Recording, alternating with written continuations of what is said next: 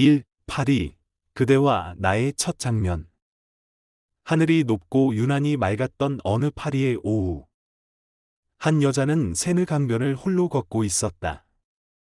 청바지에 스카프 하나만 걸친 검소하지만 눈에 띄는 모습. 그녀의 이름은 강태영. 그곳엔 익숙한 지인이 없었고 미래도 안심도 아무것도 보장된 게 없었지만 그녀는 꿈을 향해 스스로 걸어가는 중이었다. 그러던 어느 날 그녀의 삶에 불쑥 한 남자가 들어선다. 이름은 한기주. 차갑고 다부진 말투. 재벌가의 상속자로 프랑스에서 사업을 총괄하는 인물이었다.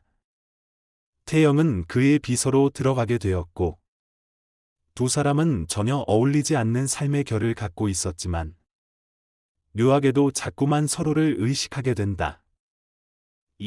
말하지 않아도 서로를 아는 순간 기준은 냉철한 사람이었다. 그러나 태영을 대하는 그의 눈빛엔 언제부턴가 부드러움이 서리기 시작했다. 그녀의 웃음, 그녀의 눈물, 그녀의 미소 하나에 그는 마음을 빼앗기고 있었다. 태영 역시 그의 곁에서 이상하리만치 편안함을 느꼈다. 그녀를 향해 차마 표현하지 못한 그의 고독함이 그녀의 순수한 온기 앞에서 조금씩 무너져 내렸다. 파리의 밤. 노을 진 다리 아래에서 그들은 처음으로 서로의 마음을 알아챘다. 그러나 그들의 사랑은 그리 쉽게 허락되지 않았다. 3. 서울로 돌아온 그림자. 두 사람은 한국으로 돌아왔다. 기주의 집안은 이미 결혼을 약속한 다른 여성을 준비해두고 있었고 기주는 갑작스럽게 정략결혼이라는 벽 앞에 서게 된다. 태영은 기주와 함께하려는 마음이 컸지만 현실은 그녀를 매정하게 몰아냈다. 그녀는 누군가의 반대편에 서기엔 너무도 맑은 사람이었기에 사랑조차 내려놓으려 했다. 그렇게 두 사람은 점점 마음을 숨긴 채 엇갈리는 계단을 오르기 시작한다. 4. 그림자 뒤에 또 다른 사람. 태영에게는 또 한 사람의 남자가 있었다. 윤수혁. 기주의 이복 형제이자 어릴 적부터 그녀에게 남몰래 마음을 품어온 인물. 수혁은 부드럽고 따뜻했다. 그러나 그의 사랑은 늘 한 발짝 늦었다. 태영의 눈빛은 이미 기주를 향하고 있었기 때문이다. 사랑은 방향이 아니라 속도도 아니라 오직 마음의 타이밍이었고 수혁은 그 타이밍에 늘 어긋나 있었다. 5. 끝내 말할 수밖에 없는 진심. 기주는 집안의 반대를 뚫고 모든 걸 버릴 각오를 한다. 그러나 그 과정에서 태영은 오히려 스스로의 존엄을 지키기 위해 기주를 떠나기로 결심한다. 사랑한다는 말보다 더 깊은, 미안하다는 말보다 더 절절한 침묵의 작별. 두 사람은 사랑을 품고 서로를 놓는다. 그러나 시간이 흘러 모든 오해가 가라앉고 모든 벽이 허물어질 즈음 기주는 마지막 용기를 내어 태영에게 다가간다. 그는 말없이 하지만 모든 걸 담은 눈빛으로 그녀의 손을 다시 잡는다. 6. 현실과 판타지, 그리고 또 하나의 결말. 이야기는 여기서 끝나지 않는다. 이 드라마의 마지막엔 그 모든 서사가 한 남자의 상상 속 이야기였다는 설정이 등장한다. 무대는 다시 돌아간다. 기주는 현실 속 평범한 작가로, 태영은 그의 이야기를 읽고 눈물 짓는 독자가 된다. 그들의 사랑은 현실이었을까? 허구였을까?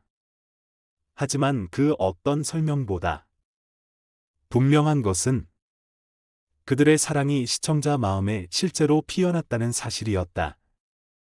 7. 파리는 배경이 아니라 마음이었다. 파리의 연인은 말한다. 사랑은 장소도 조건도 초월한다.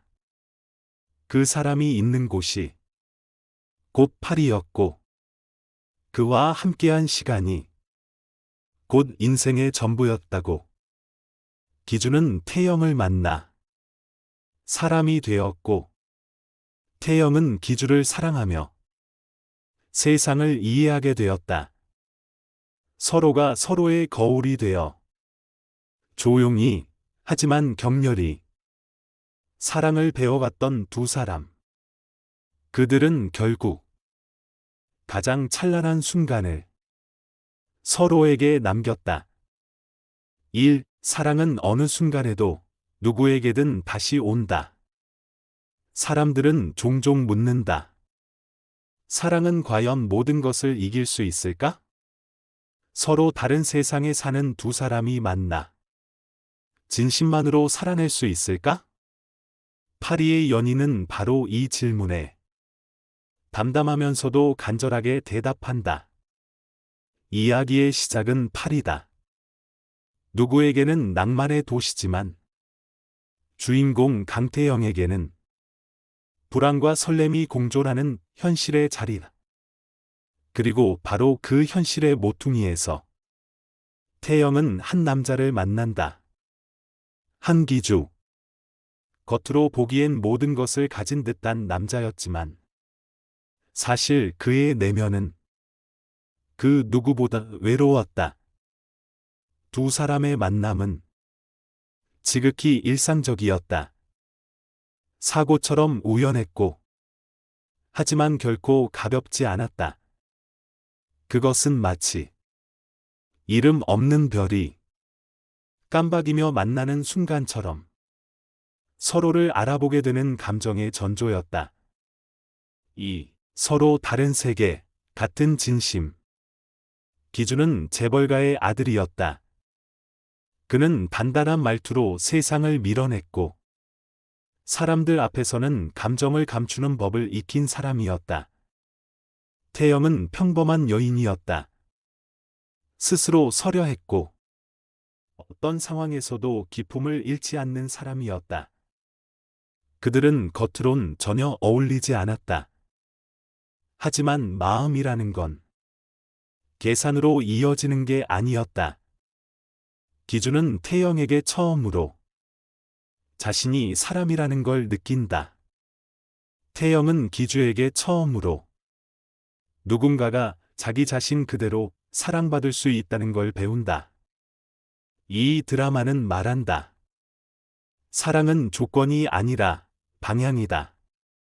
그 사람이 있는 곳이 곧 집이 되고, 그 사람을 생각하는 마음이 곧 용기가 된다. 3. 현실의 벽, 사랑의 시련. 하지만 그들의 사랑은 결코 평탄치 않았다. 기주의 집안은 태영을 인정하지 않았다. 그녀는 돈도, 이름도, 배경도 없었다. 그들이 보기엔 기주를 위한 상대가 아니었다. 기주는 처음으로 자신의 삶을 스스로 선택하려 한다. 태영과 함께 하겠다는 결심은 그에겐 사랑인 동시에 투쟁이었다. 태영은 고맙고 미안했다. 그녀는 자신이 기주를 사랑했지만 그 사랑이 누군가에게 상처가 될 수 있다는 걸 뼈저리게 느끼고 있었다. 이 드라마는 단순한 로맨스가 아니다. 사랑이란 이름으로 스스로를 지키기 위한 고통의 여정이다. 그녀는 그를 위해 물러서고, 그는 그녀를 위해 세상과 부딪힌다. 4. 또 하나의 사랑, 또 다른 진심. 한 사람을 좋아하는 일이 누군가에게는 기쁨이지만 다른 누군가에게는 슬픔이기도 하다. 수혁은 그런 인물이다.